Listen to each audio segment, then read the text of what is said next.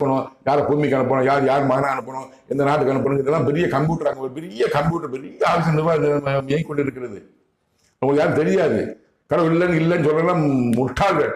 எங்களுடைய யார் மகனை அனுப்பணும், இந்த ஜாதி அனுப்பணும், இந்த நாட்டுக்கு அனுப்பணும், கிறிஸ்தவனா முஸ்லீமா எல்லாம் அனுப்பணுங்கிறது அங்கே முடிவத்தை அனுப்பிட்டு இருக்காங்க. அந்த பணியைத்தான் இயேசு செஞ்சு வருகிறேன். நான் இந்த இடைப்பணி முடிச்சோன்னு நான் மேலே போய் நான் இளவரசிங்க உட்காந்து நான் பணி செய்யணும்.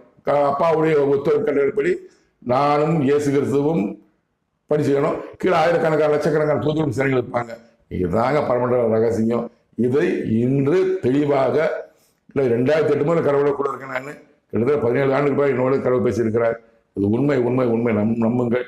இந்த மாமனிதன் யார்? கடவுளின் மூன்றாவதாக பிறந்த குமாரன், பரமண்டலில் பிறந்த குமாரன், பரமத்து போய் வந்தவன்.